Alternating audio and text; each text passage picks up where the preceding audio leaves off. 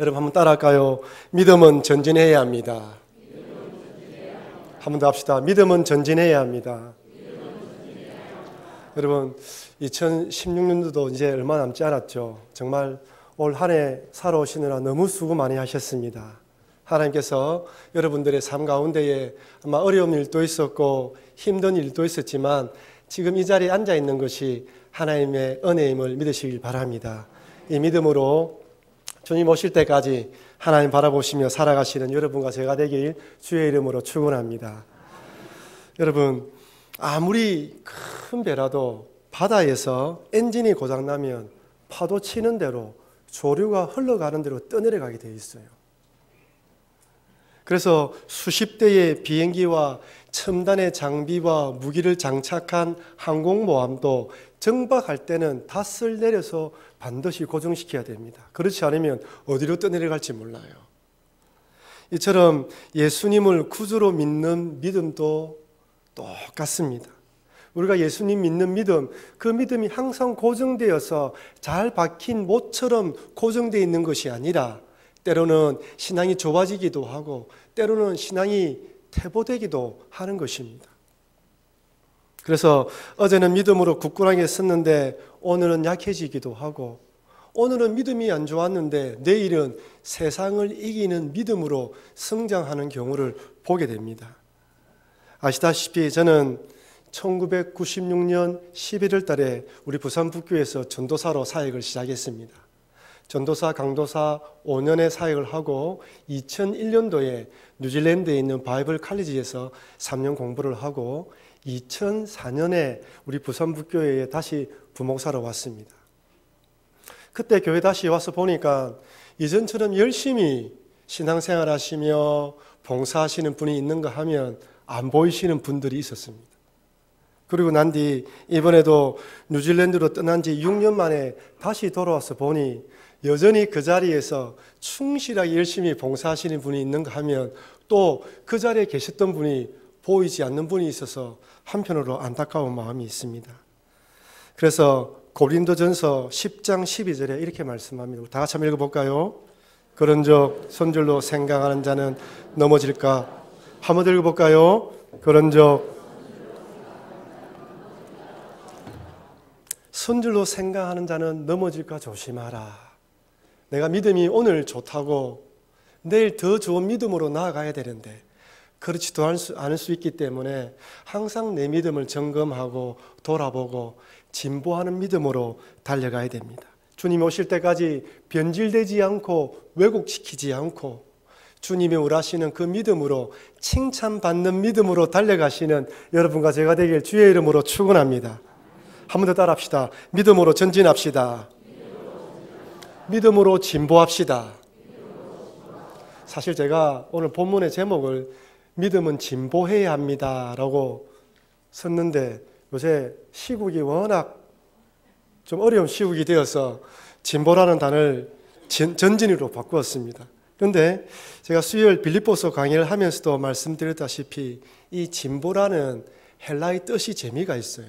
이 진보라는 헬라 뜻을 살펴보니까요, 일상생활 가운데 사용하는 용어가 아니고 군대에서 사용하는 용어였습니다. 군인들의 신속한 이동과 보급로를 확보하기 위해서 도로를 만들지 않습니까? 이 도로를 만들 때 도로를 만들어서 전진하게 만든다, 진보하게 만들다 할 때 이 단어를 사용했다는 거예요. 여러분 알다시피 군인들은 길을 만들기 위해서는 높은 산이 있더라도 뚫고 지나가게 만듭니다. 강이 있으면 부교로 연결시켜서 탱크 같은 그런 엄청난 무게의 탱크도 지나가게 만드는 거예요. 그래서 앞서간 부대가 후방의 든든한 지원 가운데 전쟁을 수행할 수 있도록 만드는 것이죠. 이처럼 여러분, 우리의 믿음도 진보돼야 됩니다. 전진해야 되고요. 앞으로 달려가야 되고요. 뒤로 물러나고 침륜에 빠지는 것이 아니라 어떠한 상황 가운데서도 주님을 바라보고 달려가야 하는 것이죠. 그렇다면 문제는 어느 수준까지 정말 하나님 원하시는 그 믿음의 수준이 어디냐는 거예요. 성적을 내어서 1등부터 100등까지 아니 믿음은 이런 것입니다 라고 보여줄 수 있다면 여러분에게 보여줄 수 있지만은 믿음이라는 것이 극히 주관적이고 또한 보여줄 수 없기 때문에 어떤 믿음이 참 믿음인지 모르고 살아갈 때가 참 많습니다. 어떤 사람은 우리가 보기에 저 사람 믿음이 너무 좋다고 생각하는데 본인은 믿음이 약하다고 생각하는 사람도 있고, 어떤 사람은 자신은 본인은 믿음이 좋다고 생각하는데 어떤 사람이 다른 사람이 보기에는 저 사람은 믿음이 형편이 없어 라고 말하는 경우도 있습니다. 그래서는 오늘 본문에 이 야곱의 신앙을 살펴보면서 하나님이 원하시는 믿음의 수준이 무엇인지 은혜를 나누려고 합니다. 저는 오늘 이 야곱의 인생을 돌아보면서 야곱의 신앙을 4단계로 나누어서 각 단계별마다 야곱이 어떤 신앙을 가졌고 어떻게 그 다음 믿음의 단계로 나아갔는지 살펴보면서 여러분들도 야곱의 신앙과 나의 신앙을 비교해 보면서 현재 나의 신앙은 어떤 단계에 있는지 바라보시고 그 다음 단계로 나아가시는 여러분과 제가 되길 바랍니다. 첫 번째로 야곱은 모태신앙으로 태어나서 하나님의 복에 관심을 많이 가졌습니다. 모태신앙으로 태어난 야곱은 아버지 이삭의 하나님을 자연스럽게 자신의 하나님으로 믿었습니다. 아버지와 함께 가족들과 함께 식사할 때 식사 기도하는 아버지를 따라서 기도했고 아버지와 함께 제사 드리면서 하나님께 제사 드리면서 자연스럽게 그 하나님을 자신의 하나님으로 믿게 된 것이죠. 근데 특이한 것은 어릴 때부터 야곱은 하나님의 축복, 장자의 축복에 관심이 많았다는 사실입니다. 영적 축복, 장자의 축복의 소중함을 깨닫고 간발의 차이로 상둥이 형보다 늦게 태어난 것을 안타까워한 것이죠. 기회만 있으면 어떻게든지 장자의 축복을 받으려고 온갖 노력을 다 가졌습니다. 이에 비해 형 에서는 영적인 축복, 장자의 축복에는 관심이 없었어요. 형 에서는 이런 영적인 축복보다는 그저 이 세상에 대해서 성공하는 것에 관심을 많이 가졌습니다. 사실 지금 또 몸이 건장한 사람이거나 재주가 특출한 사람 주변에는 사람들이 많이 몰리지 않습니까? 그 사람이 재주가 특출한 것을 바라보면서 지켜 세우기도 합니다. 그 당시 이 사냥꾼이라는 직업은 많은 사람들에게 인정받는 직업이었다고 합니다. 여인들에게도 1등 신랑감으로 손꼽혔다는 것이죠. 그러니 사냥꾼으로 인정받는 에서는 영적인 축복보다는 사냥꾼으로서 세상 사람들에게 인정받고 세상 사람들이 좋아하는 그런 사람으로 살아가기를 원했습니다. 그러니 명분만 있는 장자의 축복, 하나님 믿는 신앙보다는 세상을 더 사랑하는 사람이었던 것이죠. 이런 그였기에 장자의 명분은 팥죽 한 그릇보다 못한 것이었습니다. 팥죽 한 그릇보다, 아니 장자의 명분보다 팥죽 한 그릇을 먹고 힘을 내어 또다시 사냥으로 나아가는 것이 그에게는 더 크고 중요한 일이었던 거예요. 창세기 25장 34절은 이렇게 말씀합니다. 한번 다 같이 읽어봅시다. 야곱이 떡과 팥죽을 에스에게 주매 에스가 먹고 마시고 일어나 갔으니 에스가 장자의 명분을 가볍게 여기더라. 이 한마디로 에스의 신앙이 드러나는 거예요. 그렇다고 장자의 축복을 받기 원했던 야곱이 대단한 신앙을 가졌다고 말씀드리는 것은 아닙니다. 야곱은 하나님을 믿는 믿음을 가지고 있었지만 그 믿음보다 장자에게 주어지는 그 복을 더 받기 원했어요. 하나님 믿긴 믿었지만 복 받는 신앙을 가지기 원했던 것이죠. 여러분, 사실 처음 교회 출석하는 새가족들도 예수 믿어 복 받는 것에 관심 많이 가지고 있지 않습니까? 여러분들 처음 교회 올 때 사람들이 예수 믿으면 복 받는다라고 말씀하지 않았습니까? 그래서 그 복이 정확하게 어떤 복인지 모르지만 복 준다니까 예수님 믿어서 복 받으려고 오시지 않았습니까? 그렇다고 제가 복 받으러 온 것이 잘못됐다고 말씀드리는 게 아니에요. 성경 읽어보면 예수님 믿으면 구원받는 복뿐만 아니라 이 땅에 살아가는 모든 필요들을 채워주신다고 분명히 약속하셨어요. 그래서 하나님께 나오는 자는 그 하나님이 그런 복을 주신다는 것을 믿고 나와야 합니다. 하지만 그러나 복만을 바라보고 나오면 안 된다는 거예요. 왜냐하면 하나님은 복만을 주시는 분이 아니라 또한 우리의 신앙을 정진시키고 진보시키기 위해서 때로는 연단의 과정을 허락하셔요. 그래서 하나님은 복만 주시는 분이라고 믿고 나오다가 삶 가운데 어려움이 찾아오고 힘든 일이 찾아오면 이거 속았네 이렇게 생각하면서 하나님을 떠나는 사람들이 있다는 거예요. 복을 주시지만 또한 연단의 과정을 통하여서 나의 신앙도 진보하게 만들고 전진시킨다는 것을 절대 잊어버리면 안 된다는 것입니다. 그래서 두 번째로 하나님과의 인격적인 만남을 가져야 됩니다. 한번 따라합시다. 하나님과의 인격적인 만남을 가집시다. 하나님과의 개인적인 만남, 즉 하나님을 나의 하나님으로 고백하는 단계로 나와야 돼요. 팥죽 한 그릇으로 장자의 명분을 산 야곱은 이번에는 눈이 어두워서 잘 보지 못하는 아버지를 속여서 에서가 받아야 되는 장자의 축복까지 다 받아 가로챕니다. 나중에 이 사실을 안 에서는 분노가 폭발하여 야곱을 죽여버리겠다고 이야기를 했고, 어머니가 그 이야기를 듣고 난 뒤에 이 에서가 보통 화가 난 것이 아니다. 자칫 잘못하면 두 아들을 동시에 잃어버릴 수 있겠다라는 염려가 들어서 야곱을 외삼촌이 있는 하란 땅으로 보냅니다. 이렇게 도망자의 신세가 되어서 하란 땅으로 가던 이 야곱이 베델이라는 곳에서 하룻밤 잠을 청하게 됩니다. 여러분, 도망자의 신세가 되어서 낯선 곳에서 하룻밤 잠을 청해야 되는 야곱의 마음이 어땠을까요? 저 멀리서 짐승의 울음소리가 들렸을 것이며 낯선 곳에서 유숙해야 되기 때문에 강도나 도적으로 인해서 어려움을 당하지 않을까 염려가 되었을 것입니다.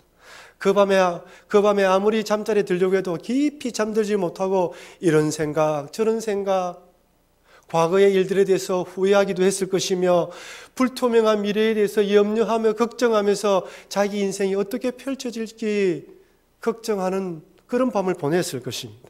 그런데 이때 하나님께서 찾아오셨어요. 창세기 28장 12절입니다. 함께 읽어보겠습니다. 꿈에 본적 사닥다리가 땅 위에 서 있는데 그 꼭대기가 하늘에 닿았고 또 본적 하나님의 사자들이 그 위에서 오르락내리락 하고, 하나님의 천사들이 하늘에서 사닥다리가 내려왔는데 하나님의 사자들이 그 위에서 오르락내리락 한다는 거예요. 지금까지 야곱에게 하나님은 아버지 이삭의 하나님이었고 복을 주시는 하나님이셨지 이처럼 자기 인생에 찾아오시는 하나님이라고는 생각해 보지 않았습니다. 하나님은 저 멀리 하늘에 계시고 자기 아버지 이삭이 있는 그쪽에 계시는 하나님이시지, 이 베델의 도망자 신세가 되어서 도망치다가 하룻밤 자고 있는 자기에게 찾아오시는 하나님이라고는 한 번도 생각해 본 적이 없어요. 근데 이런 야곱에게 하나님이 찾아오셨어요. 보잘것없고 버림받은 인생 같은 야곱, 아무도 알아주지 않고 내 앞날이 어떻게 진행될지 저는 예측할 수 없는 야곱에게 하나님이 찾아오셨어요. 그렇게 야반 도주하다시피 형 에서를 피해 도망치던 야곱에게 찾아오신 그 하나님, 여러분, 이 사닥다리 환상이 무엇입니까? 하늘과 땅을 연결하는 거예요. 하나님은 자기가 사랑하는 이 백성들을 위해서 언제든지 하늘에서 사닥다리를 내려서 우리 인생에 간섭하고 개입하시는 분이라는 것을 사닥다리 환상을 통하여 보여주시는 것입니다. 여러분, 우리 하나님은요, 여러분들을 예수님 믿어 구원받게 만들고 난 뒤에 이제 내가 너희들 구원했으니까 너희들 알아서 너희들 힘으로 살아가라고 말씀하시는 분이 아니에요. 우리가 힘들고 어렵고 외롭고 낯선 길에서 혼자 있다고 생각될 때, 그때 내가 기도하지 않았음에도 불구하고 하나님은 사닥다리를 타고 내려오셔서 우리를 품어주시고 우리를 안아주시는 것입니다. 그래서 우리가 기도할 수 있는 것입니다. 그래서 하나님을 바라볼 수 있는 것입니다. 그런 여러분, 그 하나님을 꼭 붙드시는 여러분과 제가 되기 주님의 이름으로 축원합니다. 여러분, 이 환상을 보고 난 뒤에 잠이 깨고 난 뒤 야곱이 뭐라고 이야기합니까? 창세기 28장 16절 말씀입니다. 다 같이 읽어보겠습니다. 야곱이 잠이 깨어 이르되, 한 번 더 읽어볼까요? 야곱이 잠이 깨어 이르되,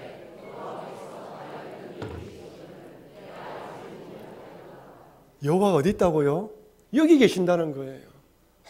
여러분, 여호와 하나님은 저 멀리 하늘에 계신 분이 아닙니다. 믿음이 완성된 사람과 함께 동행하시는 분이 아니에요. 우리와 내가 있는 이 자리, 여러분이 집에서 예배드리는 그 자리, 여러분이 직장에서 예배드리는 그 자리에 그 하나님이 함께 있으신 줄 믿으시길 바랍니다. 야곱은 이때 하나님을 인격적으로 만납니다. 더 이상 할아버지 아브라함의 하나님, 아버지 이삭의 하나님이 아니라 자신의 하나님으로 고백합니다. 여러분, 예수님 믿는 사람에게는 누구든지 이런 개인적인 신앙 고백이 있어야 돼요. 교회만 나온다고 구원받는 것이 아닙니다. 예수님을 나의 하나님으로, 하나님은 나의 하나님을 믿는 개인적인 고백이 있어야 되는 것입니다. 성경책 속의 하나님이 아니라, 내 친구가 믿는 하나님이 아니라, 내 부모님이 믿는 하나님이 아니라, 내 자식이 믿는 하나님이 아니라 내가 믿는 하나님으로 고백해야 되는 것입니다. 혹시 이 자리에 친구 따라 교회 오신 분이 있습니까? 부모님이 이끌려서 모태신앙으로 태어났지만 한 번도 예수님을 구주로 고백하지 못하신 분이 계십니까? 야곱을 만나주시던 그 하나님이 오늘 이 시간에 여러분을 만나기 원해요. 그러니 하나님, 내 인생 가운데 찾아오셔서 나도 만나 주시옵소서, 나와 함께하여 주시옵소서 라고 기도하십시오. 그러면 오늘 이 시간에 하나님께서 꼭 만나 주실 것입니다. 세 번째로, 이렇게 인격적인 만남을 가졌다면 그 다음 단계로 삶의 주도권을 하나님께 넘겨드리는 단계로 나아갑니다. 한번 따라합시다. 삶의 주도권을 하나님께로. 야곱은 예수님을 인격적으로, 아니 하나님을 인격적으로 영접했습니다. 그럼에도 불구하고 야곱의 삶을 관찰해 보면 여전히 삶의 주도권은 자신이 쥐고 있었어요. 자신 인생의 핸들을 자신이 쥐고 결정과 선택을 해야 될 때마다 자신의 뜻과 자신의 생각에 맞춰서 결정했습니다. 여러분, 야곱이 외삼촌 라반의 집에서 몇 년 동안 살았습니까? 20년이죠. 20년 동안 야복 강가에서 기도했던 것처럼 기도했다는 내용을 찾아볼 수가 없어요. 하나님을 인격적으로 만났음에도 불구하고 여전히 야곱은 자기 인생의 주도권을 자신이 진 채 자기가 하고 싶은 대로, 자기가 원하는 대로 그 인생을 살아갔습니다. 그런데 외삼촌 집에서의 20년의 종살이 아닌 종살이를 삶을 청산하고 가나안 땅으로 가야 되는데 자기의 힘으로 도저히 어떻게 극복해 볼 수 없는 절체절명의 위기의 상황을 만나게 됩니다. 형 에서가 400명의 부하를 데리고 온다는 거예요. 400명의 부하를 거니고 나온다. 야곱은 형 에서가 자신에 대한 복수를 실행에 옮길 것이라 라고 두려워하면서 또다시 인간의 장기를 동원합니다. 가축대들을 각대로 나누어서 형님에게 선물 공세를 하는 것이죠. 하지만 아무리 이렇게 한다 할지라도 형님의 마음이 풀리지 않을 것이라고 생각하고 난 뒤에 모든 가족들을 다 보내고 난 뒤에 야복 강가에 혼자서 기도합니다. 간절히 기도했겠죠. 하나로 처음 갈 때는 혈을 당신 혼자밖에 없었습니다. 지금은 아내와 자녀들과 가축과 종들의 대가족을 이루었어요. 여기 자칫 잘못하면 모든 가족들이 몰살당할 수밖에 없는 그런 위기의 상황에 처하게 되었습니다. 얼마나 간절히 기도했을까요? 하나님께 간절히 기도합니다. 그런데 낯선 땅에서 간절히 기도하고 있는데 낯선 사람의 습격을 받아요. 둘 중에 하나겠죠. 첫째는 강도이거나 두 번째는 형 에서가 보낸 살인 청부업자라 생각하고 야곱은 죽기 살기로 그 사람과 싸웁니다. 창세기 32장 24절입니다. 야곱은 홀로 남았더니 어떤 사람이 날이 새도록 야곱과 씨름하다가, 제가 히브리 원문을 살펴보니까요, 여기 씨름하다로 번역된 히브리어가 아바크인데 원래 뜻은 먼지가 쌓이다, 붙잡다는 뜻이에요. 이 말이 뭐냐면 사람이 서로 싸우면서 격렬하게 싸울 때 먼지가 일어나지 않습니까? 그 먼지가 쌓이는 걸 말하는 거예요. 거기에서 씨름하다, 싸우다라는 단어가 의미가 파생되어 나왔다 합니다. 그러니 그 밤에 얼마나 싸웠겠습니까? 저라도 죽기 살기로 싸웠을 것 같아요. 야곱은 끝까지 싸웁니다. 모든 기술과 스킬을 동원하여 지금까지 가져왔던 모든 스킬과 방법을 동원하여 싸웁니다. 여러분, 정정당당하게 싸웠을까요, 야곱이? 얍삽하고 비열한 방법, 흔히 반치기를 할 수 있는 모든 방법도 동원했겠죠. 왜? 살아야 하니까요. 그런데 갑자기 이렇게 싸우다가 갑자기 야곱의 태도가 돌변합니다. 창세기 32장 26절입니다. 다 같이 보겠습니다. 그가 이르되 날이 세려하니 나로 가게 하라. 야곱이 이르되 당신이 내게 축복하지 아니하면 가게 하지 아니하겠나이다. 웬일입니까? 지금까지 강도인 줄 알고 죽기 살기를 싸웠는데 이제는 축복해달라고 매달려요. 야곱이 뭘 깨달았습니까? 싸우면서 이 사람이 나를 죽이거나 또한 내 생명을 빼앗거나 재산을 빼앗으려고 하는 것이 아니라 뭔가 다른 의도가 있다는 걸 깨달은 거예요. 그러면서 이분이 하나님의 사자, 하나님의 천사라는 것이 깨달아지면서 이번에는 그 천사를 붙들고 축복해달라고 매달립니다. 그런데 여러분, 왜 하나님은 이 야곱에게 씨름하듯이 찾아오셨을까요? 모세에게는 뜰기나무 가운데 찾아오셨고 아브라함에게는 말씀으로 찾아오셨어요. 그런데 왜 야곱에게는 이렇게 싸우면서 찾아오셨을까요? 왜 그렇습니까? 야곱의 인생이 지금까지 야곱의 인생이 마치 싸우듯이 경쟁하면서 치열하게 살아온 인생이기 때문이에요. 하나님이 야곱에게 타고 오셔서 씨름하면서 야곱아, 너의 인생이 이렇게 싸우면서 치열하게 살아왔지 않느냐? 그래서 하나님이 나에게마저도 싸워서 이기려고 살아온 인생이 아니냐라는 것을 하나님이 씨름하면서 보여준 거예요. 그런데 여러분, 이 야곱의 모습이 누구의 모습입니까? 어디서 많이 본 모습이죠. 바로 여러분과 저의 모습입니다. 예수님을 믿는다면서도 여전히 삶의 주도권을 내가 진 채 살아온 인생, 뒤처지지 않기 위해서 어떻게 하든지 성공하기 위해서 치열하게 경쟁하면서 살아온 인생이 이 야곱의 인생이 아니라 바로 우리의 인생입니다. 어디 세상과 싸워서 이기려고 했습니까? 때로는 하나님과도 싸워서 이기려고 얼마나 매달렸습니까? 성경에서는 하나님의 사자가 떠난 뒤 야곱의 심경에 대해서 기록하지 않습니다. 하지만 날이 새려고 하고 난 뒤 천사의 축복을 받고 그 천사가 떠난 뒤 야곱의 마음이 어땠을까요? 야, 이번에도 내가 천사와 아니 하나님과 싸워서 복을 받았다라고 기뻐했을까요? 아닙니다. 발꿈치를 잡는다, 속이는 자라는 이름 뜻 그대로 야곱으로 살아왔는데 이런 자신을 씨름하듯이 찾아오셔서 하나님께서 싸우신다라는 이름의 이스라엘로 개명해 주셨던 그 하나님의 사랑에 감복되어서 펑펑 눈물 흘리지 않았겠습니까? 하나님 믿는다면서 여전히 자신의 힘과 노력과 장깨를 의지하면서 하나님마저 이기려 했던 자신의 모습을 깨달으면서 통안에 회개의 눈물을 흘리지 않았습니까? 여러분, 이런 경험 없습니까? 저는 많이 있습니다. 내 나름대로 하나님 믿는다 했지만 여전히 제 욕심대로 살아왔네요 하면서 펑펑 울 때가 얼마나 많은지 몰라요. 야곱은 이 야복 강가에서 속이는 자 야곱에서 하나님께서 싸우신다는 이스라엘로 다시 한 번 더 신앙의 업그레이드, 믿음의 진보를 이루어갑니다. 인생의 주도권을 자신이 아니라 하나님께 맡겨드리는 것이죠. 여러분, 여러분의 인생의 주도권을 하나님께 맡겨드리기를 주의 이름으로 축원합니다. 그런데 여기가 마지막이 아닙니다. 마지막 네 번째 단계로 이러면 이르리라는 신앙의 단계로 나아갑니다. 한번 따라합시다. 이러면 이르리라. 사실 이것이 바로 하나님께서 우리 그리스도인들에게 바라는 신앙의 최종 목적지입니다. 노년이 된 야곱에게 막내 아들 베냐민은 생명과 같은 존재였습니다.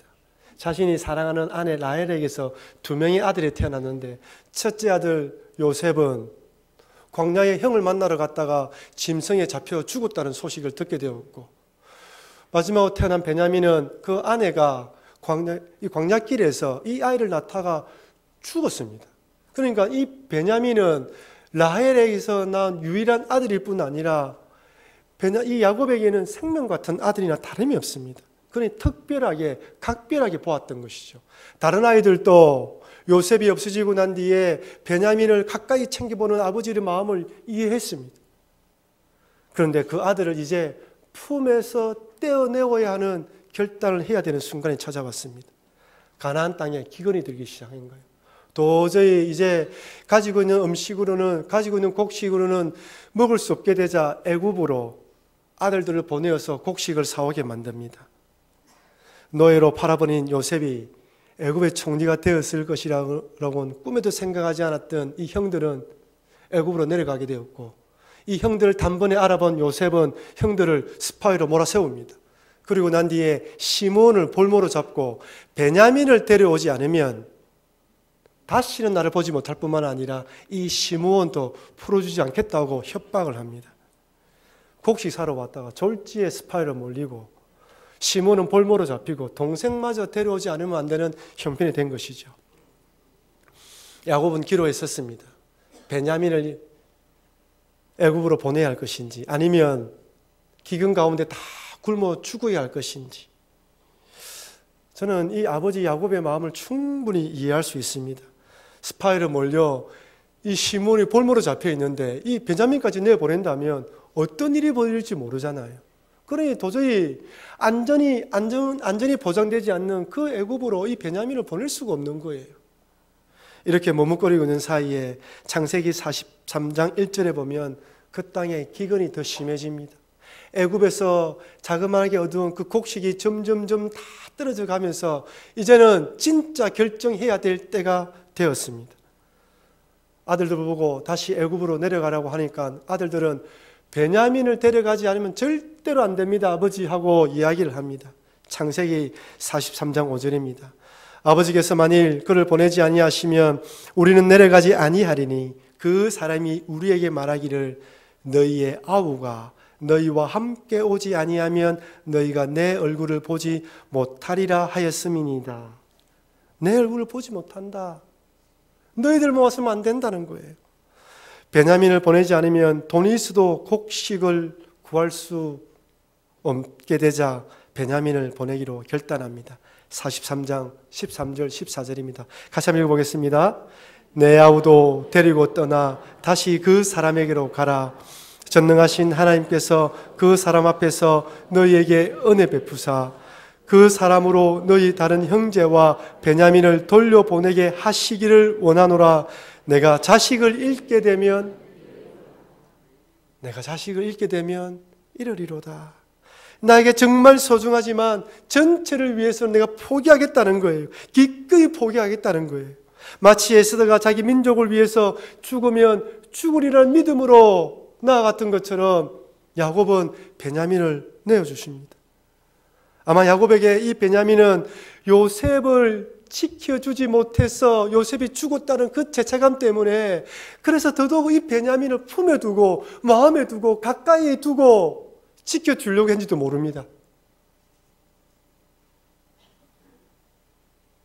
내 품에서 이 베냐민만은 꼭 지키겠다는 결단으로 그 베냐민에 대한 마음을 꼭 잡고 있었던 것이죠. 그 아무도 건드릴 수 없었던 베냐민, 이 베냐민에 대한 손을 이제 풀어놓습니다. 그렇다면 여러분, 왜 하나님께서는 이렇게까지 야곱이 힘들어하는 줄 알면서 그걸 내려놓으라고 이야기하시는 걸까요? 여러분들이 힘들어하는 줄 알고 여러분들에게 그 자식, 그 물질, 그것이 그렇게 소중한 줄 알면서도 왜 하나님은 이러면 이러리라는 마음으로 내려놓으라고 이야기할까요? 그것은 여러분, 귀한 것일수록 여러분이 잡고 있는다고 할지라도 지킬 수 없다는 것을 깨닫도록 하기 위함입니다. 결국 야곱이 베냐민을 풀어주고 베냐민을 애굽으로 내려가게 하자 어떤 일이 일어났습니까? 죽은 줄 알았던 요셉을 만나게 되고 요셉을 통하여서 온 가족이 애굽으로 이사하게 되면서 기근을 면할 뿐 아니라 안전하게 지킴을 당하게 됩니다. 사랑하는 성도 여러분, 신앙은 성장해야 됩니다. 멈추고 정체되면 안 됩니다. 매일매일 더 나은 믿음의 단계로 나아가야 합니다. 그렇다면 여러분, 오늘 야곱의 이 신앙의 단계, 이 네 단계의 신앙의 단계를 바라보시면서 여러분들은 지금 어떤 신앙의 단계에 있습니까? 복만을 추구하는 신앙으로 있습니까? 그러면 인격적으로 하나님을 만나는 다음 단계로 나아가십시오. 인격적으로 하나님을 만났지만 여전히 삶의 주도권을 내가 진 채 살아가고 있습니까? 힘들지만 주님, 제 삶의 주도권을 하나님께 올려드립니다 라고 고백하십시오. 내 마음속에 정말 소중하게 생각하는 내 남편, 내 배우자, 내 자식, 내 물질, 내 거, 이것만은 하나님 안 됩니다 하고 생각하는 것이 있다면 하나님, 이것도 하나님 손에 올려드리오니 하나님께서 도와주시고 하나님께서 인도하여 주시옵소서라고 기도하시면서 맡기십시오. 그러면 야곱이 요셉을 만나고 온 가족이 구원을 받는 것처럼 하나님의 더 놀라운 은혜의 축복을 받아 누리게 될 것입니다. 여러분, 저는 3주간 예수님을 믿는 것이란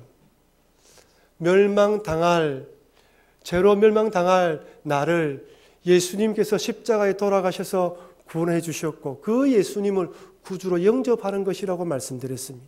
지난주에는 믿어지는 은혜, 이 예수님이 구주로 믿어지는 것이 은혜라고 말씀드리면서 그 은혜 가운데 살아가달라고 당부를 했습니다. 그러면서 말씀을 가까이 하고 전도하는 삶을 살자고 말씀드렸습니다. 오늘은 그 믿음이 멈추는 것이 아니라 진전하고 전진하여서 주님 오실 때까지 더 주님을 바라보는 믿음으로 달려가셔서 주님 오셨을 때 칭찬받는 사람, 잘했다, 충성된 종이라고 칭찬받을 수 있는 여러분과 제가 되길 주의 이름으로 축원합니다.